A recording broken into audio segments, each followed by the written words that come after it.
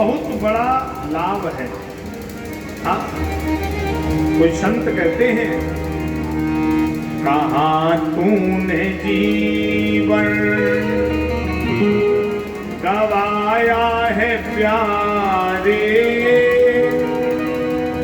तेरे घट में सब कुछ समाया है प्यारे।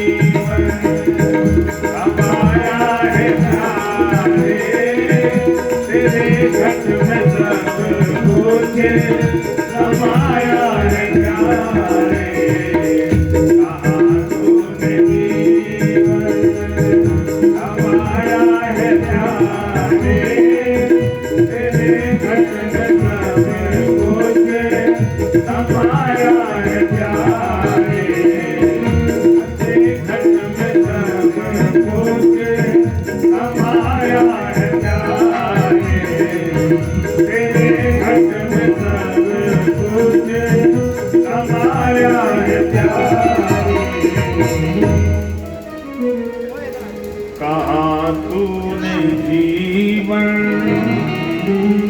गवाया है प्यारे,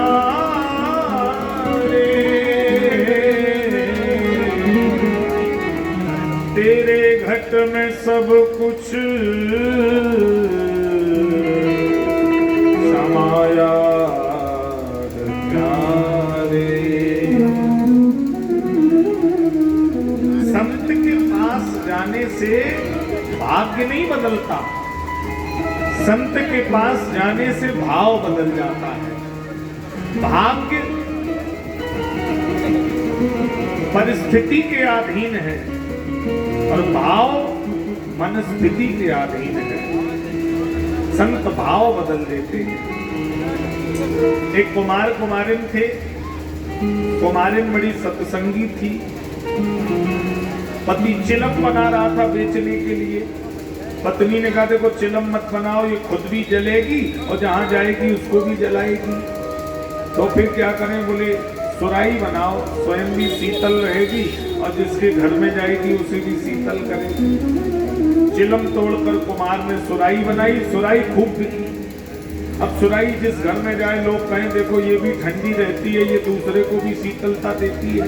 तो वो सुराही कह रही है कि मेरा प्रभाव नहीं है। फिर बोले ये तो एक संत का जो प्रवचन कुमारिन सुनकर के आई और उस सत्संग से उसके मनोभाव बदले, जिससे कुमार के विचार बदल गए। सत्संग से कुमार के विचार बदले और उस सत्संग ने मेरे जीवन का प्रकार बदल दिया, उसके विचार मेरे प्रकार। चिलम से मैं सुराही बन गई। बदल दे क्षण में जीवन ढंग, इसी को कहते हैं सत्संग।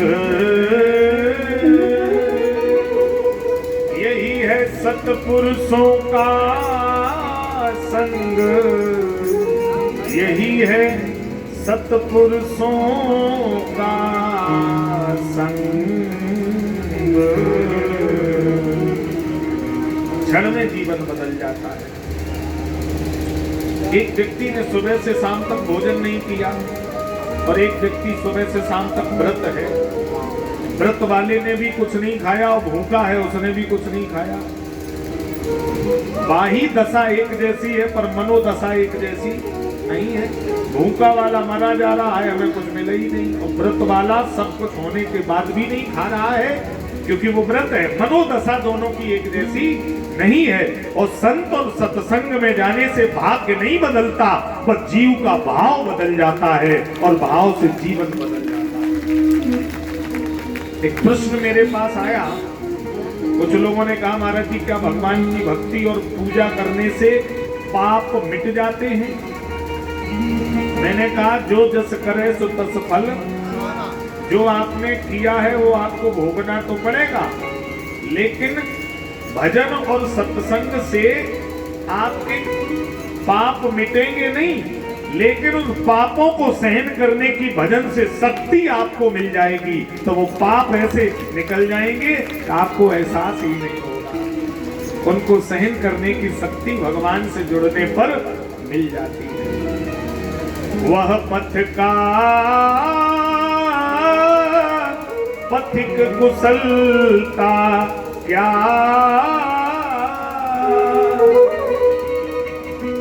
इस पथ में बिखरे सूल न हो, नाविक की धैर्य परीक्षा क्या,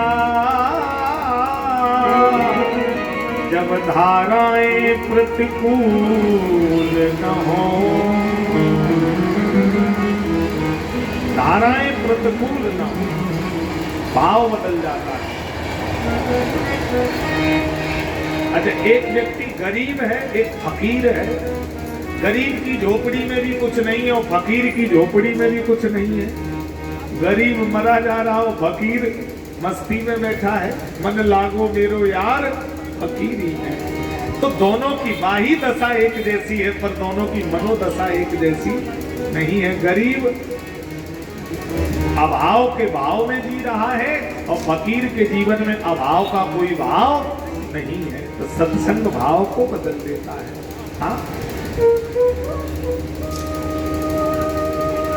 हनुमान जी ने कहा प्रभु आप सुग्रीव से मित्रता कर लीजिए।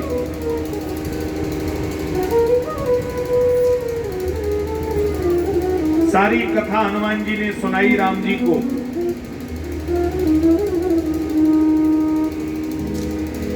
आज भगवान ने स्वीकार किया हनुमान जी की आज्ञा को। लिए दो जन पीठ चढ़ाई, अपने पीठ पर बैठाया है भगवान को, लक्ष्मण जी को। और जैसे ही जरा से हिले, भगवान बोले क्या कर रहे हो, गिर पड़ेंगे। हनुमान जी बोले प्रभु अपने दोनों हाथ मेरे सिर पे और रख लो। जब आप अपने दोनों हाथ किसी के सिर पे रख दोगे तो वो कभी हिलेगा नहीं और हम हिलेंगे नहीं तो आप गिरेंगे नहीं। लेकर के हनुमान जी पहुंचे हैं आज किष्किंधा पर्वत पर। सुग्रीव ने देखा है, नाथ बाल अरु मैं दो भाई, प्रीत रही कछु बरन न जाई। सारी बात बताई, पूरी कथा सुनाई। तब सुग्रीव ने आग्रह किया कि प्रभु मैं कुछ आभूषण मंगाता हूं, आप देख लीजिए ये आभूषण जानकी के ही हैं। हमें देख दीने पटडारी। जैसे ही वो आभूषण लेकर के सुग्रीव ने राम जी को दिए, भगवान बेहोश हो गए। भगवान बोले सुग्रीव ये आभूषण लक्ष्मण को दिखाओ भैया, ये लक्ष्मण बताएंगे कि मां के हैं कि नहीं। लक्ष्मण जी ने सिर झुका दिया, भैया मैं नहीं बता सकता। क्यों? बोले मां का मैंने आज तक चेहरा ही नहीं देखा। 14 वर्ष हो गई, चेहरा नहीं देखा। बोले ना, क्योंकि माँ का चेहरा नहीं, माँ के तो चरण देखे जाते हैं भैया। मैंने चरणों के सिवा कभी और कुछ नहीं देखा। और वो जब पुष्प वाटिका में चंद्रमा की समता राम जी ने सीता जी से कर दी, सिया मुख समता पाए किम चंद्र बापुरो रंग। लक्ष्मण जी कह रहे मैं उस दिन से चंद्रमा को देखना ही बंद कर गया, क्योंकि सीता जी के मुख की समता चंद्रमा से हो गई। तो मैं माँ का चेहरा नहीं देखता हूं।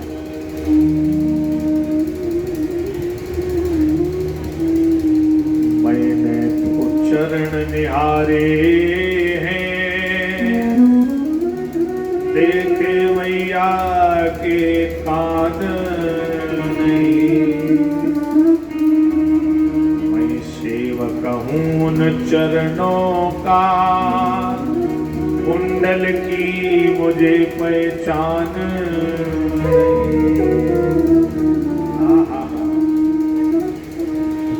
राम जी बड़े बेवल हुए हैं। सारी कथा वाली और सुग्रीव की राम जी को पता लगी। भगवान बोले तुम घबराओ मत, तुम्हारा राज्य कोष मैं वापस दिलवाऊंगा, तुम्हारी पत्नी भी मैं वापस दिलवाऊंगा। भगवान ने सारी जुगती बनाई है। सुन सुग्रीव मारी हो बाल ही एक ही बाण, ब्रह्म रुद्र शरणागति गए न उबरे प्राण। आज सुग्रीव को भगवान ने भेजा। सुग्रीव ने बाली को पुकारा, तब सुग्रीव विकल हुई भागा, मुष्ट प्रहार वज्र सम लागा। बाली ने बहुत मारा सुग्रीव को, पिट करके आया। प्रभु भगवान बोले तुम दोनों एक जैसे हो, मैं क्या करूं? एक रूप तुम भ्राता दो, ते ही भ्रम ते नहीं मारे सोहू। लेकिन अब की बात जाना, मेली कंठ सुमन के माला, पथवा पुण्य बल दे ही दिसाला। पुष्प की माला सुग्रीव के गले में भगवान ने डाली। दोनों में परस्पर युद्ध हुआ है। बहु छल बल सुग्रीव कर ही हारा भयमान, मारा बाल राम तब हृदय मांझ सरतान। भगवान ने बाली का वध कर दिया। कल भी मैंने बताया था, कुछ लोग कहते हैं कि राम मर्यादा पुरुषोत्तम थे तो फिर बाली को मारा क्यों? बाली का क्या दोष था? मैंने कल बताया था कि जब रावण सीता जी को बाली के राज्य की सीमा से ले जा रहा था तो सुग्रीव ने भी देखा, तो किसी राजा के राज्य के सीमा से कोई विदेशी जा रहा है तो क्या उसके गुप्तचरों ने उस राजा को बताया नहीं होगा? और उस राजा को पता लगा होगा तो उसको विरोध करना चाहिए था कि हे विदेशी, मेरे देश की माता का अपमान मैं विदेश में हरगिज नहीं होने दूंगा। खबरदार, रावण जो मेरे देश की नारी का ले जाने का प्रयास किया। रहे बाल की कांख, ये 6 महीने रावण बाली के बगल में दबा रहा था, और बाली इतना प्रतापी था, अगर रावण को एक बार ललकार देता तो रावण की हिम्मत नहीं थी कि जानकी मां का हरण करके ले जा पाता। रावण का सबसे बड़ा इस गुने में साथ बाली ने दिया, और बाली का सबसे बड़ा अपराध यही था कि बाली देशद्रोही था। इसने देश के साथ गद्दारी की, इसने देश का नमक खाया, लेकिन देश की नारी का सम्मान रखने में इसने कोई भी प्रयास नहीं किया। राम जी नारी सशक्तिकरण के प्रथम उदाहरण है। राम जी नारी सम्मान के प्रथम सूचक हैं। राम जी चाहते तो दूसरा विवाह कर सकते थे, राजाओं के बहु विवाह होते थे, लेकिन राम जी ने सोचा कि आज मैं दूसरा विवाह कर लूंगा, लेकिन इसका संदेश समाज में बहुत बुरा जाएगा। कल कोई भी किसी की पत्नी का हरण करके ले जाएगा, तो भगवान ने आज लंका में जाकर के रावण का वध करके संसार को संदेश दिया कि अगर पर स्त्री के साथ कोई इस तरह की घटना करे तो उसकी एक सजा है, केवल मृत्यु दंड। ये भगवान ने नारी सशक्तिकरण पे सबसे पहला बिगुल बजाया और जाकर के उस पर महाराज प्रकाश डाला है।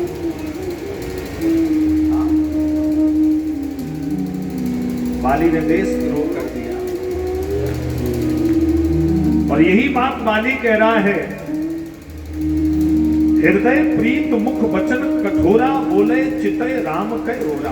भगवान की तरफ देख कर कह रहा है, प्रभु मैं बैरी सुग्रीव प्यारा, मैं बैरी हो गया, सुग्रीव प्यारा हो गया, अब उन पवन नाथ मुझे मारा। मेरे क्या गुण थे, आपने मुझे क्यों मार दिया? भगवान ने कई उदाहरण दिए, अनुज बधू भगनी सुत नारी, सुन सठ कन्या सम ए चारी। छोटे भाई की पत्नी, पुत्र की पत्नी, और अपने भांजे की पत्नी। भगनी सुत, भगनी माने बहन, सुत माने पुत्र, बहन के पुत्र की पत्नी, ये सब कन्या के समान होती हैं। इन्हें कुदृष्टि विलोक है जोई, ताए बधे कछु पाप न हुई। यही महाराज मंदोदरी कह रही है रावण से कि पर नारी हरने से रावण कुल में कलंक लग जाता है, पर नारी हरने वाले का समस्त कुल का विनाश हो जाता है। यही हमारे गुरुदेव भगवान कह रहे हैं, पर नारी पैनी छुरी तीन जगाते खाए, धन हड़पे बुद्धि हरे अंत नरक ले जाए। भगवान ने कहा तुमने ये अपराध किया है बाली, मूल तोहे अतिशय अभिमाना, नारी सिखावन करिस न खाना।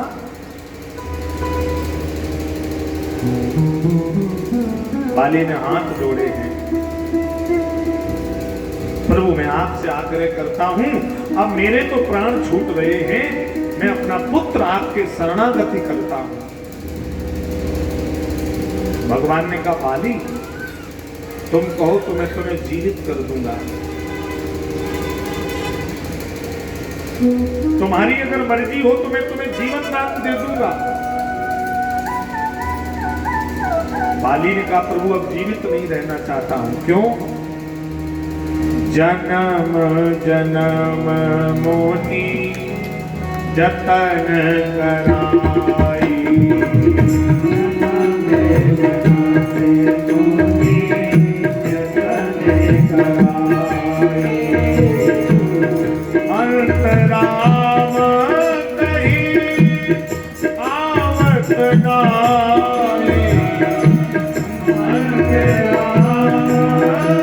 राम कही आवत नाई, दास नाम मल शंकर काशी,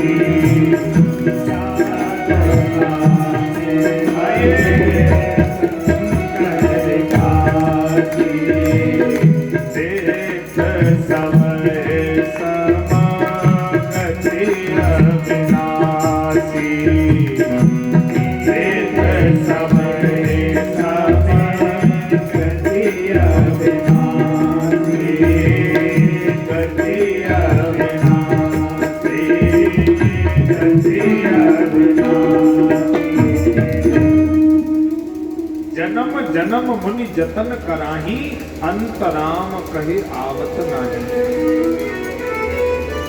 वही भगवान आज मेरे सामने खड़े हैं, ऐसा मौका मुझे फिर मिला ना मिला। कुछ लोग दान और भजन बुढ़ापे के लिए रख देते हैं, अभी करेंगे तो फाइल में दब जाएगा और जब मरेंगे तो ताजी ताजी वहां मिलेगा। कुछ लोग दान और भजन बुढ़ापे के लिए, और ऊपर वाली सरकार कब वारंट इशू कर दे कोई पता नहीं, ऊपर वाली सरकार कब वारंट भेज दे कोई पता नहीं। सरकारी अध्यापक थे, कभी भजन दान किया नहीं, थोड़ा सा धन दीवार में चिनवा दिया, जब मरेंगे तब इसका दान करेंगे। मास्टर साहब को एक दिन फालिस मार गई,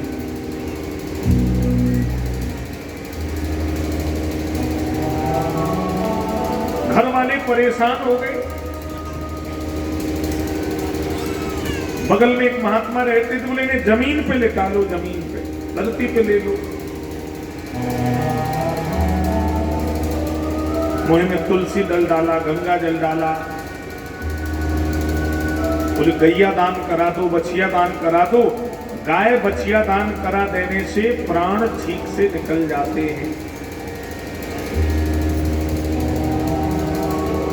गरुड़ पुराण में लिखा है कि मरने पर 1000 बिच्छू के काटने के बराबर दर्द होता है जब प्राण निकलते हैं।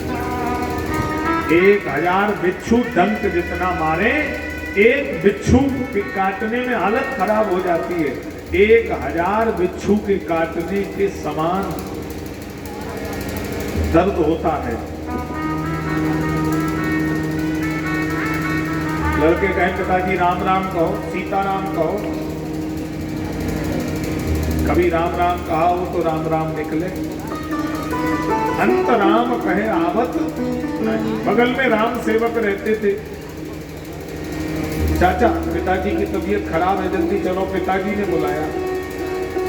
राम सेवक दौड़ कर आए। पिताजी इनका नाम क्या है, पहचान लिया? हाँ पहचान लिया। लड़का सोच रहे शायद इसी बहाने राम सेवक निकल जाए। इनका नाम क्या है? हाँ बोले पहचान लिया। कौन है ये? बोले फलाने को नाती है। ये नाम फिर भी नहीं लिया। जन्म जन्म मुनि जतन कराए, जन्म जन्म मुनि जतन कराए,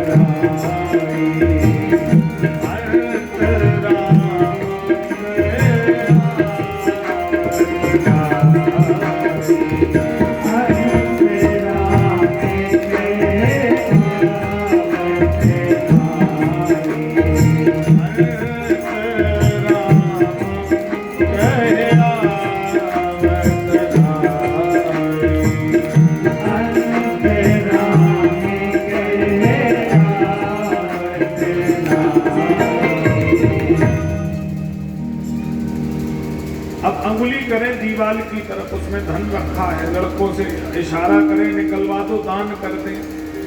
महात्मा जी बोले ये दीवाल की तरफ क्या इशारा कर रहे? लड़के जानते थे कि इसमें धन है पिताजी का। लड़के बोले ये मरने पर भंडारे के काम आएगा, फिर क्या करें? लड़कों ने महात्मा जी से कहा अब देने को बचा क्या, ये कह रहे हैं अब ये दीवालें रह गई सोते थे। मरते मरते लड़कों ने वही दान नहीं होने दिया। तो भजन और दान जब तक शरीर में ताकत है तब तक कर लीजिए। हाँ लड़के बहू कैसे निकल जाएं कोई पता नहीं है, महाराज शरीर कैसा हो जाए कोई पता नहीं है। नाक से बहेगा नाला, आंख में तनेगा जाला, लकड़ी से पड़ेगा पाला, जरा सी जिंदगानी में, जरा सी जिंदगानी में। बड़ी प्यारी पंक्तियां हैं। ये तन कीमती है मगर है विनाशी, ये तन कीमती है मगर है विनाशी, सदा झूठे मन के भरोसे न रहना,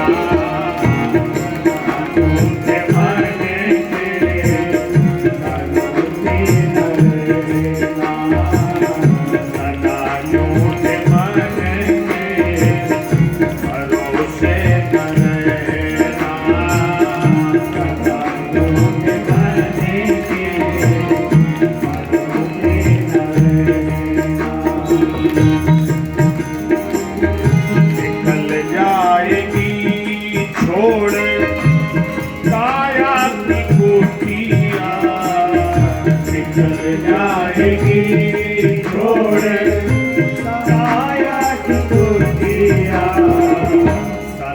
श्वास धन के भरोसे न रहना, श्वास धन के भरोसे न रहना। हरि ताली बजाते हुए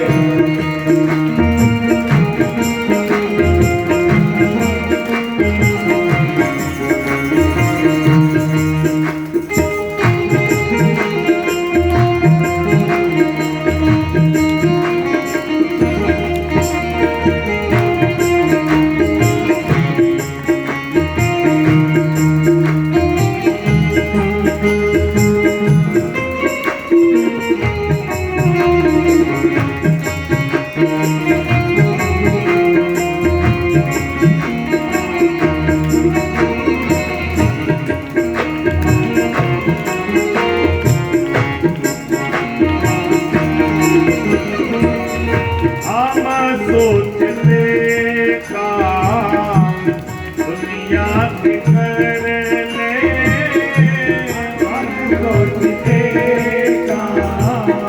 दुनिया के कर ले धन धाम हरि जीत कर नाम कर ले फिर एक दिन बन के साधु रहेंगे फिर एक दिन बन के साधु रहेंगे सदा झूठे मन के भरोसे न रहना सदा झूठे मन के भरोसे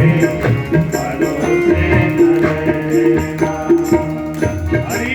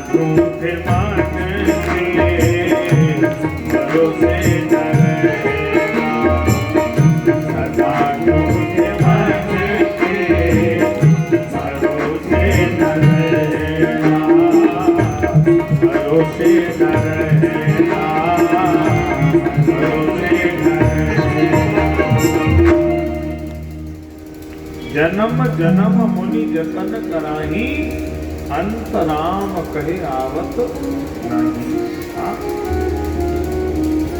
एक व्यक्ति का संकल्प था कि 5 करोड़ रुपया जब मैं पैदा कर लूंगा उसी दिन से नौकरी और बिजनेस में बंद कर दूंगा, फिर मैं रुपए का उपभोग करूंगा बड़े बड़े घर में, उस पैसे को मैं अपने भोग में खर्च करूंगा। और जब 5 करोड़ रुपए इकट्ठा करने में उसकी 65 वर्ष की आयु हो गई। कितने वर्ष का हो गया? 65 वर्ष का। शाम को घर आया, पत्नी से बोला देख आज 5 करोड़ रुपए हो गए, आज से अब मैं नौकरी बिजनेस व्यापार करना बंद, अब घर में ही रहेंगे और भोग करेंगे इस पैसे का। अब वो रात में खा पी कर बिस्तर पर लेटा और सोने जा रहा था, एक नींद लगी और तब तक यम के दूतों ने दस्तक दे दी। यम के दूत बोले बोरिया बिस्तर उठा ले और निकल जल्दी यहां से।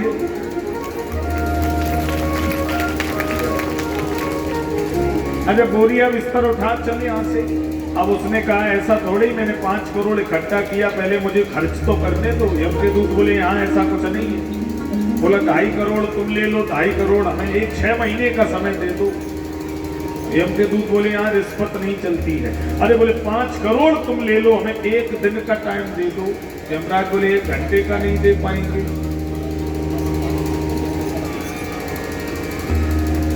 तुझे अगर कुछ संदेश समाज को देना हो तो वो दे ले, इतना समय दे देंगे।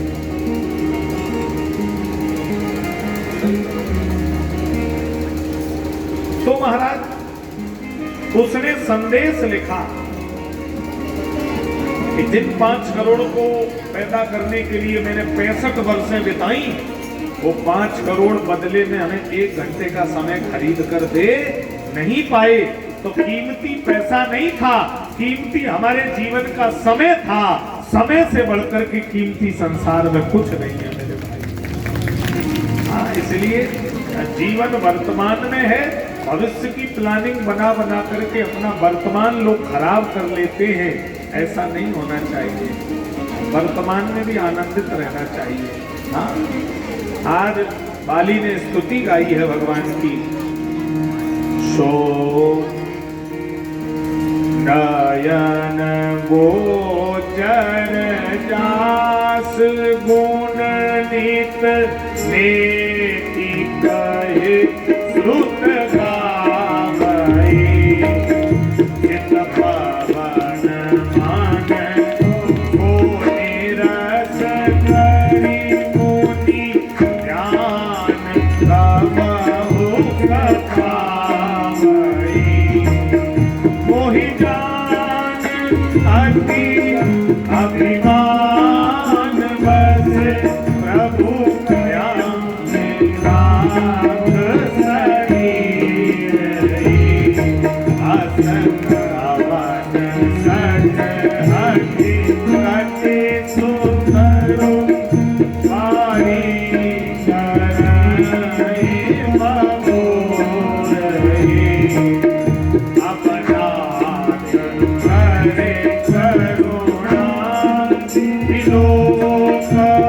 अपनाथ करे करुणा विलोकहु देहु जो मर माधवो कहे सुर नर आपन दास अंगद कीजिए दास अंगद कीजिए बाली ने कहा प्रभु अवनाथ करी करुणा विलोकहु देह जो मर मांगऊ कहे सुर नर आपन दास अंगद कीजिए अपना दास अंगद को बना लीजिए हमें और कुछ नहीं चाहिए राम चरण दृढ़ प्रीत करी बालिकीन तन त्याग सुमन माल जिम कंठ ते गिरत न जाने राम बाली निज धाम पठावा बाली को अपने धाम में भगवान ने भेज दिया तारा जो है ये हमारा बाली की पत्नी है और रूमा सुग्रीव की पत्नी है तारा विकल होकर के आई है तो भगवान ने इसे विविध प्रकार से समझाया है कि देखो छित जल पावक गगन समीरा पंच रचित यह अधम शरीरा ये शरीर कैसा है अधम है नासवान है एक जगह कह दिया बड़े भाग्यवानुस तन पावा सुर दुर्लभ सद ग्रंथन गावा एक जगह कह दिया बड़े भाग्य से मिलता एक जगह कह दिया अधम है तो तीसरी चौपाई पढ़ो सोई पावन सोई सुभग शरीरा जो यही तन पाए भजय रघुवीरा ये शरीर उत्तम किसके लिए है राजन जो इस शरीर को पाकर भगवत भजन और भगवान के सेवा में लगा है और जो केवल विषय भोगों में लगा है उसके लिए ये अधम शरीर है निकृष्ट शरीर है तेषां न विद्या न तपो न दानो किसी भक्त ने कहा है तेषां न विद्या न तपो न दानं न ज्ञानं न शीलं न गुणो न धर्मा हे भक्तलोके भुवभार भूता मनुष्य रूपेण मृगाचरन्ति पशु और मनुष्य में चार चीजें समान हैं आहार निद्रा भय मैथुनम आहार माने भोजन पशु भी करता मनुष्य भी करता निद्रा माने पशु भी मनुष्य भी भय पशु में भी मनुष्य में भी बच्चे पशु भी पैदा करता मनुष्य भी पैदा करता पर एक अंतर है पशु किसी के घर गया दरवाजे पे लाठी मारी और थोड़ी देर बाद पशु उसी दरवाजे पर फिर चला जाएगा उसे ये ज्ञान नहीं है यहाँ मेरा अपमान हुआ तो अब हम ना जाए। मानव के अंदर ज्ञान है, बोले यहाँ हमारी बेइज्जती होगी, जिंदगी में इनके दरवाजे पैर नहीं रखेंगे। तो ज्ञान है मनुष्य में। हाँ, 184 भोग के पौ पे अटकी आए, तो अब की पौ यदि ना मरे तो फिर 84 जाए। तो फिर कहीं 84 में मत चले जाना मेरे भाई, ये बड़ा सौभाग्य से मानव तन मिला है। हाँ,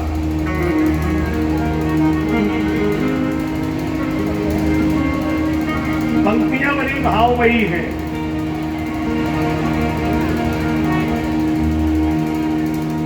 मेरो मन कहाँ अनक सुख पावे, मेरो मन कहाँ अनक सुख पावे, मेरो मन कहाँ अनक सुख पावे, मेरो मन कहाँ अनक सुख पावे, मेरो मन कहाँ अनक सुख पावे।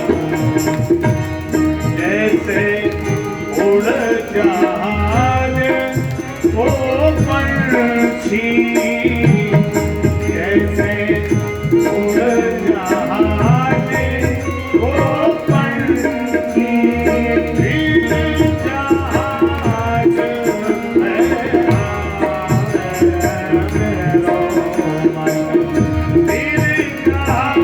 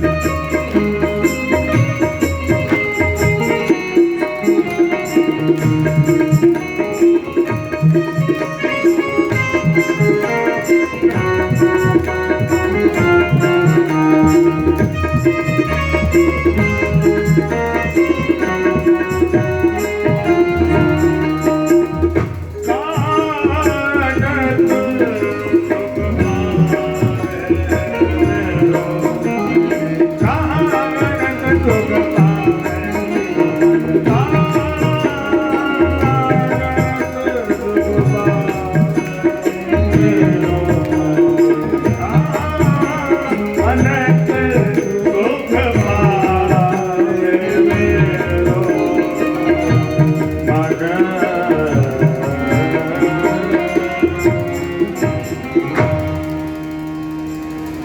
विविध ज्ञान यहाँ दिया है भगवान ने। रघुपति चरण नायकर माथा, चले सकल प्रेरित रघुनाथा। शरीर पर बड़ी सुंदर भगवान ने चर्चा की है।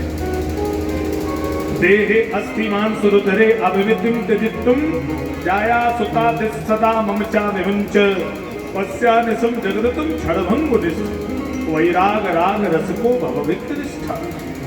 ये शरीर 3 चीजों से बना है। देह अस्थि मांस और उदरे, हड्डी मांस और खून। आदमी का जिस्म क्या है?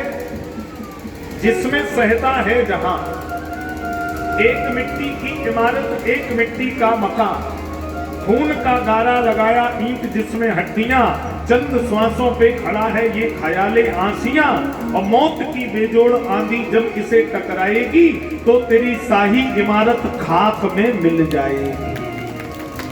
हाल जरे जो सूखी लकड़ी, केस जरे जो घास, और सब तन जलता देख के भयो कबीर उदास। भगवान कहते हैं सुग्रीव को पत्नी राज्य कोष मिला, इतना मस्त हो गया माया में भगवान को दिया हुआ वचन भूल गया। कैसे भूल गया? बोले भूमि पर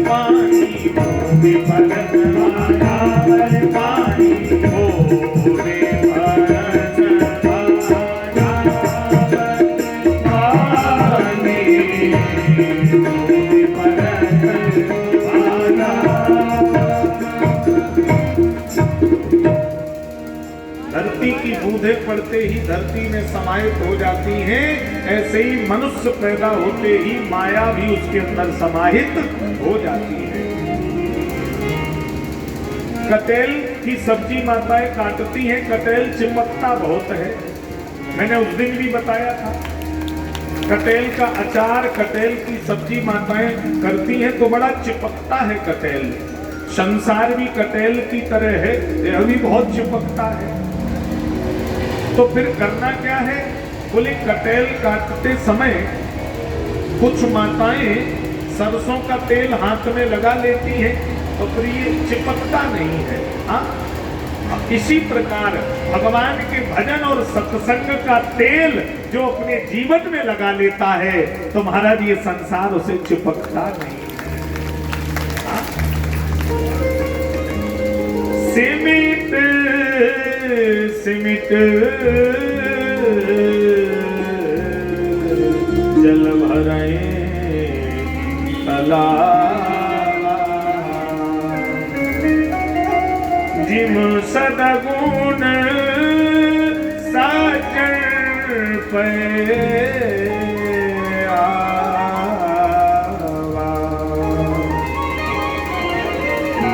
ऊसर बरसे तृण नहीं कामा, जिम हरिजन ही उपज न कामा। जिस प्रकार ऊसर भूमि में कितनी ही वर्षा की बूंदें पड़े उसमें कोई घास और फूस जमने वाला नहीं है। इसी प्रकार जिम हरि भजन करने वाले के हिय में काम मोह रूपी बीज जमने वाले नहीं हैं। गोस्वामी जी भाव कितने सुंदर देते हैं।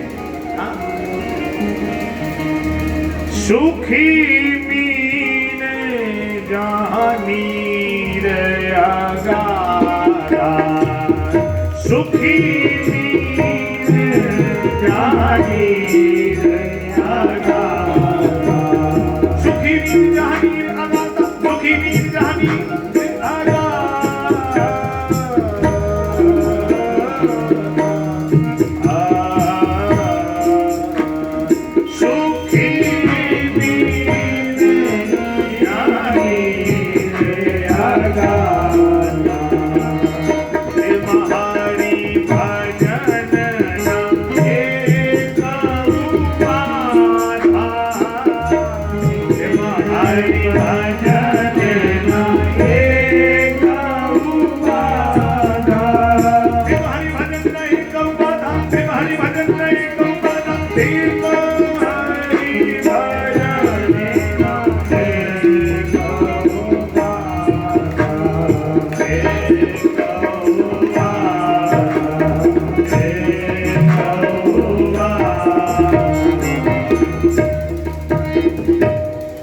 मछली जिस प्रकार गहरे जल में सुखी है, मनुष्य भी भगवान के भजन रूपी गहरे जल में ही सुखी रह सकता है और इसे कहीं भी शांति नहीं मिल सकती है। हाँ, बड़ा सुंदर यहाँ विषय दिया। भगवान को क्रोध आया,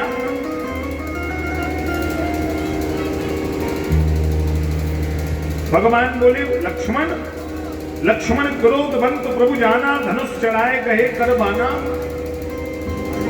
ए लक्ष्मण मेरा धनुष बाण मुझे दे दो, कल मैं सुग्रीव को छोड़ूंगा नहीं। लक्ष्मण जी ने देखा पहली बार तो इन्हें क्रोध आया और लक्ष्मण जी हंसने लगे। भगवान बोले तुम हंस क्यों रहे हो? लक्ष्मण जी कह रहे धनुष बाण आज मांग रहे हो, क्रोध आज है, कह रहे कल से नहीं छोड़ेंगे। यहां संदेश क्या मिल रहा है कि क्रोध को कल पे टाल दो। क्रोध जब भी आए तो उसको तत्काल मत करो। जैसे घर से निकल रहे हो, कोई पड़ोसी आपको क्रोध दिला दे तो आप ये कहो अभी तो हम काम से जा रहे हैं, कल तुमसे निपटेंगे आगे। तो कल जब तक होगा तुम्हारा भी क्रोध शांत हो जाएगा और पड़ोसी का भी क्रोध शांत हो जाएगा। तो कल क्रोध को कल पे छोड़ देना चाहिए और धर्म को तत्काल कर देना चाहिए। वो उल्टा जाता है, क्रोध को हम तत्काल करते हैं और धर्म को कल पे छोड़ देते हैं। बोले महाराज अब बिटिया शादी को है, बिटिया की शादी और कर दें, तब करा देंगे। और बिटिया की शादी हो गई, अब बोले महाराज लड़का टेट की परीक्षा दे आया, अब हम सोच रहे साल भर में कहीं लग जाए तब ही कराएंगे महाराज। अब तो सीधा तब ही मन बन रहा है, पहले लड़के की नौकरी लग गई, अरे महाराज अब वो मान नहीं रहे, शादी भी हो जाए, बहू भी आ जाए घर में तब ही कराएंगे। ये लो अब बोले नाती और हो जाए महाराज तब ही कराएंगे। तो ये धर्म को हम कल पे टालते चले जाते हैं, इसलिए धर्म को कल पे टालना नहीं चाहिए। यदि बोला है तो उसे तत्काल कर देना चाहिए, क्रोध को कल पर छोड़ देना चाहिए। राम जी का बड़ा भाव मंगलमय है। सुग्रीव आए हैं और भगवान के चरणों में नतमस्तक हुए हैं, प्रभु से क्षमा मांगी है। प्रभु हमसे गलती हो गई। गोस्वामी जी कह रहे हैं यह गुण साधन ते नहीं हो,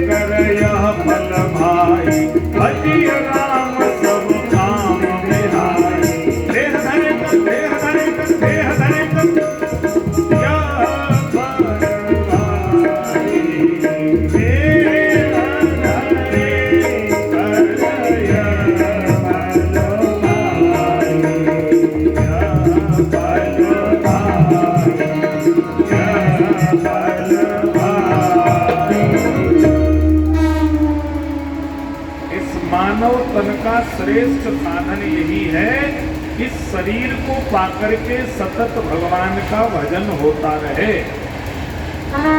भगवान का भजन चलता रहे। अंतर्मुखी सदा सुखी और बहिर्मुखी सदा दुखी। योगी और भोगी में अंतर है। देखिए सुग्रीव भोगी है और राम जी योगी है। अंतर क्या है? भोगी निर्माण चाहता है, निर्माण में घर बनाएगा, मकान बनाएगा, गाड़ी बनाएगा, बच्चे बनाएगा, पत्नी ले जाएगा, परिवार बनाएगा। और योगी निर्वाण चाहता है, निर्वाण। अच्छा, निर्माण और निर्वाण दोनों में अंतर है। निर्माण नाशवान है और निर्वाण अविनाशी है। चिदानंद रूपम शिवोहम शिवोहम। जो बच्चा पैदा हुआ ये 70-80 साल बाद मरेगा, जो घर बनाया ये 50 साल बाद टूटेगा, गाड़ी 20 साल बाद पुरानी होगी, लेकिन योगी निर्माण कर रहा है। चिदानंद रूपम शिवोहम शिवोहम।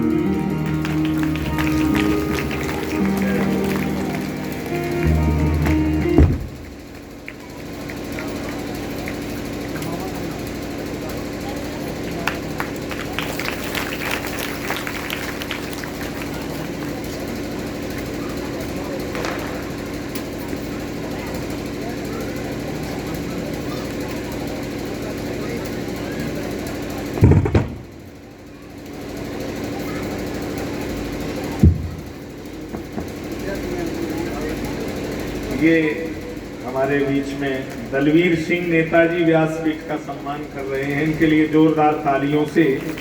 और इनके साथ में ये इंद्रपाल जी, ये हमारी जन्मभूमि हमारे गांव से चलकर आए हैं, इनको परवाना भी कहते हैं हम लोग प्रेम स्नेह में। ये बहुत सुंदर भजन गाते हैं, इन सब के लिए बहुत बहुत स्वागत और अभिनंदन है।